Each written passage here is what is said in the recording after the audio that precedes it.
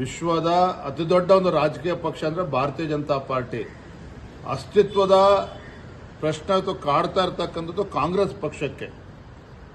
ದೇಶದಲ್ಲಿ 400ಕ್ಕೂ ಹೆಚ್ಚು ಸಂಸದರನ್ನ ಹೊಂದಿದ್ರು ಕಾಂಗ್ರೆಸ್ ಪಕ್ಷದವರು. ಇವತ್ತು ಎಂಥ ಪರಿಸ್ಥಿತಿ ಬಂದಿದೆ, ಯಾವ ಪರಿಸ್ಥಿತಿ ಬಂದ್ಬಿಟ್ಟಿದೆ ಕಾಂಗ್ರೆಸ್ ಪಕ್ಷದವರು.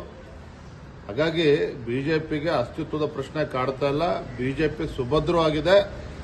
ಕರ್ನಾಟಕ ರಾಜ್ಯದಲ್ಲಿ ನಮ್ಮದೇ ಆದ ತಪ್ಪಿನಿಂದ ನಾವು ಅಧಿಕಾರದಿಂದ ನಾವು ಹಿಂದೆ ಹೋಗಿದ್ದೇವೆ, ವಿರೋಧ ಪಕ್ಷದಲ್ಲಿ ಕೂತಿದ್ದೇವೆ.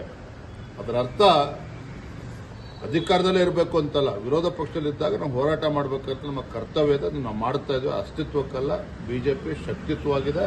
ನಮ್ಮ ಅಸ್ತಿತ್ವ ಅನ್ನೋದನ್ನ ಈ ಯಾತ್ರೆ ಮೂಲಕ ತೋರಿಸ್ಬೇಕು. ಯತ್ನಾಳ್ ಅವ್ರನ್ನ ಸವಾಲು ಹಾಕಿದ್ದಾರೆ ಸರ್, ನೀವು ರಾಜೀನಾಮೆ ಕೊಟ್ಟು ಬನ್ನಿ, ನಾನು ರಾಜೀನಾಮೆ ಕೊಟ್ಟು ಬರ್ತೇನೆ, ನಿಮ್ಮ ಕ್ಷೇತ್ರದಲ್ಲಿ ನೀವು ನನ್ನ ಕ್ಷೇತ್ರದಲ್ಲಿ ಯಾರು ಗೆಲ್ತಾರೆ? ಮುಗಿದ ಹೋದ ಅಧ್ಯಾಯದ ಬಗ್ಗೆ ಯಾಕೆ ಮಾತನಾಡ್ತೀರಿ ಪದೇ ಪದೇ? ನಾನು ಅದ್ರ ಬಗ್ಗೆ ಹಲವಾರು ಬಾರಿ ಹೇಳಿದ್ದೇನೆ. ಅವ್ರ ವಿಚಾರ ತೆಗೆದುಕೊಂಡು ನಾವು ಮಾತನಾಡೋದಿಲ್ಲ, ಅವ್ರ ಬಗ್ಗೆ ಚರ್ಚೆನೂ ಕೂಡ ಮಾಡೋದಿಲ್ಲ. ನಾನು ಕೂಡ ಬೆಂಗಳೂರಿನಿರ್ತೇನೆ. ರಾಜ್ಯದ ಯಾವುದೇ ಮೂಲೆಗಿದ್ರೂ ಸಹ ಯಾವುದೇ ಒಬ್ಬ ಕಾರ್ಯಕರ್ತರು, ಯಾವುದೇ ಒಬ್ಬ ಹಿಂದೂ ಕಾರ್ಯಕರ್ತರು ಯಾರಿಗೆ ತೊಂದರೆ ಆಗಲಿ, ರಾಜ್ಯದ ಕಾಂಗ್ರೆಸ್ ಪಕ್ಷದಿಂದ ಅಥವಾ ಕಾಂಗ್ರೆಸ್ ಪುಡಾರಿಗಳಿಂದ ತೊಂದರೆ ಆದರೆ ನೇರವಾಗಿ ನನ್ನನ್ನು ಬಂದು ಸಂಪರ್ಕ ಮಾಡಲಿ. ನಾನು ರಾಜ್ಯದಲ್ಲಿ ಎಲ್ಲಾದರೂ ಕೂಡ ಬಂದು ಸಂಪರ್ಕ ಮಾಡಲಿ.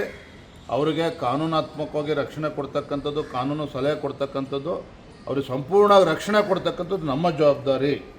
ಹಾಗಾಗಿ ನಮ್ಮ ಕಾರ್ಯಕರ್ತರು ಇರ್ಬೋದು, ಯಾವುದೇ ಹಿಂದೂ ಕಾರ್ಯಕರ್ತರು ಇರ್ಬೋದು, ಈ ಕಾಂಗ್ರೆಸ್ ಅಟ್ಟಹಾಸಕ್ಕೆ, ಇವರ ಪುಂಡಾಗಿರಿಗೆ, ಇವರ ರೌಡಿಸಮ್ಮಿಗೆ ಹೆದರಬಾರ್ದು ಅಂತೇಳಿ ನಾನು ಈ ಸಂದರ್ಭದಲ್ಲಿ ಮತ್ತೊಮ್ಮೆ ವಿನಂತಿಯನ್ನು ಮಾಡ್ತಾ ಇದ್ದೇನೆ.